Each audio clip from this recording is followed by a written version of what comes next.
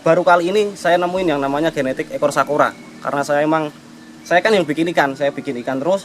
Jadi saya tahu ini yang ikan punya potensi. Ini ikan yang bawa genetik sakura itu pasti ke depan di breeding pasti keluar sakura.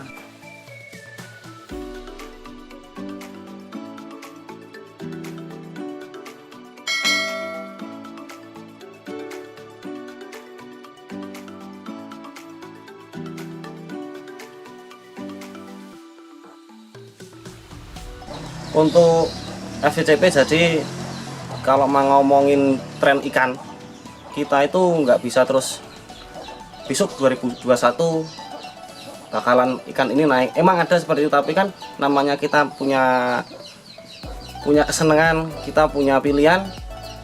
Tiap jenis ikan itu pasti ada orangnya masing-masing. Contoh multicolor, ada yang sukanya FVCP, ada yang main Nemo Cooper, ada yang main ke serian Black Series. Jadi untuk jenis ikan apapun, kalau yang namanya cupang udah ada peminatnya sendiri-sendiri.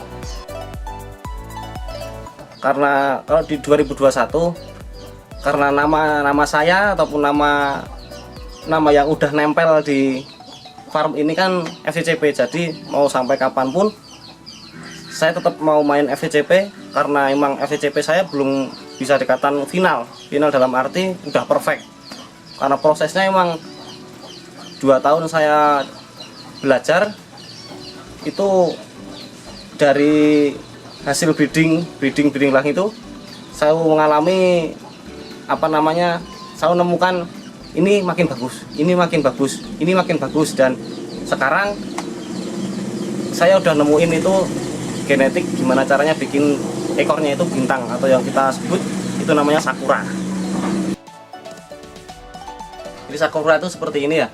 Sakura itu ekornya bintangnya gede, bisa dibilang big star. Itu enggak terus dia ekornya itu putih terus merah, nanti ada motif bintangnya, bukan garis dari pangkal ekor sampai garis ekor. Seperti ini nih. Yang bagus kan kepalanya merah, ataupun kalau yang serian oranye itu warnanya oranye, sisiknya putih tebel. Kalau misalkan pun ada markingnya, itu namanya nanti kita sebut army. Ini terus dorsal sama analnya juga proporsional, ekornya juga over, maksudnya lebih dari 180 derajat.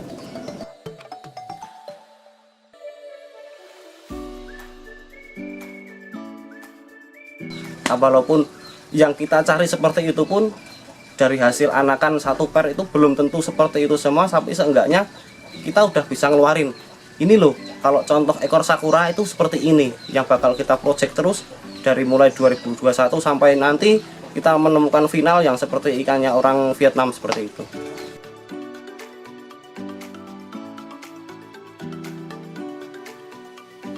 Ekor sakura itu kita buat sebutan kita. Jadi di Rocky Beta itu punya FVCP. FVCP-nya itu ekornya sakura, udah mekar ya. Cara ini kalau bunga itu kita udah mekar, setarnya udah big, udah gede-gede semua. Ya, ini semuanya ini FVCP. Karena saya sekarang baru yang saya genjot bener-bener FVCP, dan kebetulan saya juga nemu genetik baru dari dulu sampai sekarang. Ini udah nemuin yang ekor sakura, jadi udah kita breed masalah semua. Sebelum saya jual ikan kemarin, saya udah breeding semua. Jadi begitu nanti orang yang beli sama saya udah punya stok ribuan. Setiap bulan saya panen 1000, panen 1000, panen 1000. Jadi kita perangnya perang stok, bukan cuma perang harga, tapi kita perang stok gitu aja. Burayak ekor sakura usia 1,5 bulan. Dalam satu kolam ini saya kasih ikan sekitar 100 sampai 150. Jadi kalau dikali 3 sekitaran 400 sampai 450 ya. Ini nanti bakal yang kita rilis nanti di tahun 2021 yang namanya FVCP Startail ekor sakura ori dari The Rocky Beta. Di kedepan nanti 2021 bakalan kita keluarin semua, kalau istilah kami namanya lelang lost doll. Itu lelang lost doll itu stoknya dari farm semua. Nanti ekornya kalau bisa ekor sakura semua dilelang. Kalau misal punya 1000 ekor sakura lah, ngapain masa kita tungguin satu laku 1 juta 2 juta, enggak, kita keluarin lelang lost doll semuanya. Jadi semuanya bisa dapat, kita nggak nahan-nahan ikan.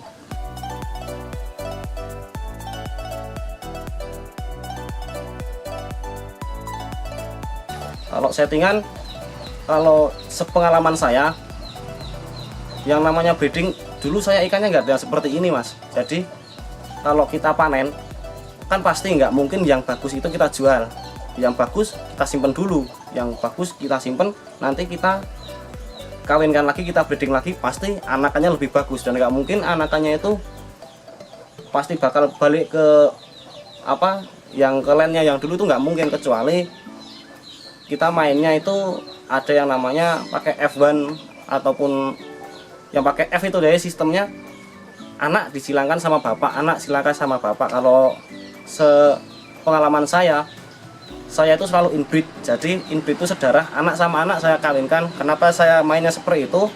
Karena emang FCCP saya belum final. Kalau saya misal saya punya indukan lawas dulu ya, emang kalau orang ngomong tabrakin sama bapaknya biar gennya semakin kuat. Kalau menurut saya itu pengen dapat yang bagus. Kalau misal anaknya saya tabrakin ke bapaknya lagi, berarti nanti genetiknya nggak jalan, lambat mas. Makanya itu nanti anak sama anak mending ditabrakkan, anakannya pasti tambah bagus.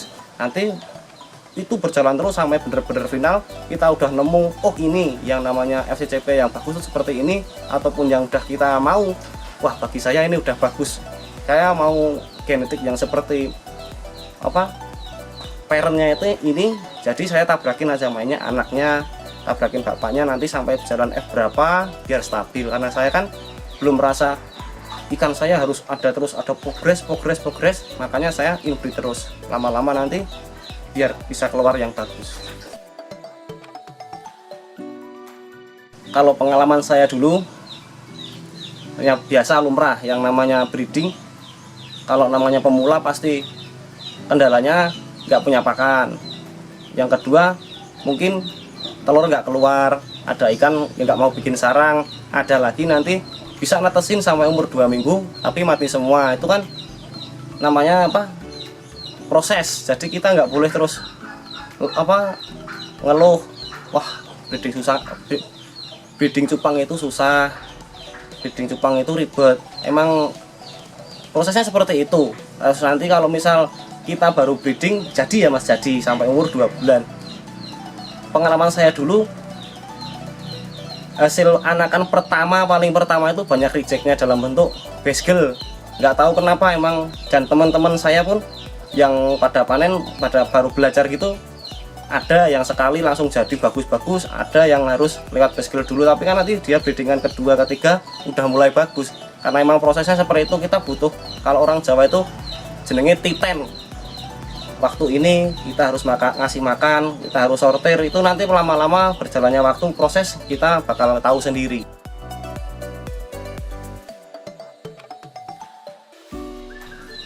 Di 2021 target saya kan sekarang saya punya seller 3, jadi semuanya kalau bisa dalam waktu 1 bulan saya harus ngeluarin ikan sekitar 800 sampai 1000 ekor. Makanya kalau dalam jumlah seperti itu kita kan nggak mungkin dalam satu kali panenan cuma panen 1 per, kan nggak mungkin. Saya kalau breeding sekali breeding antara 5 sampai 10 pasang itu dalam waktu 1 minggu. Jadi tiap minggu saya selalu breeding, kan nggak mungkin misal 10 pasang itu jadi semua, paling bisa jadi 5 sampai 7, itu udah bagus banget. Kalau misalkan nanti kan itu saya tebar semua, seminggu saya tebar, nanti minggu depan saya breeding lagi. Karena untuk ambil ikan bagus 1000 ekor kira-kira saya harus breeding sekitar, ambil aja 7 per pasang ikan. 7 per pasang itu baru 1000-nya aja mas, baru 1000, mau ngambil stok 1000 ekor. Kalau 1000 ekor kan nggak mungkin jadi kelas ke VIP dan VVIP semua. Makanya untuk jumlah breedingnya nanti saya tambah. Dalam seminggu itu saya bisa breeding sebulan bisa breeding sekitar 40 pasang. Jadi 40 pasang itu untuk ambil yang grade VIP ke VVIP sekitaran nanti 300 ekor sampai 500 ekor. Jadi misal teman-teman nanti pengen mau dapetin ikan dari sini, dari hasil breedingan saya, nanti silahkan ikut lelang. yang paling misal hari cari harga miring ikut lelang. Lelangnya si Bones Drogi Beta sama Cuping Drogi Beta. Itu kalau mau ikut lelang namanya lelang losdol. Tapi kalau teman-teman mau bener-bener pengen cari indukan simpenan yang bener-bener itu indukan yang saya simpen, tapi kalau teman-teman pengen beli boleh, itu lewat via DM, bisa DM ke saya ataupun ke Drogi Beta. Yang jelas harganya juga beda karena itu kan statusnya genetik simpenan, genetik ekor Sakura yang bener-bener simpen. Tapi nanti pasti teman-teman saya jamin anakannya pasti hasilnya beda dari yang hasil dapat lelangan sama yang beli dari via DM.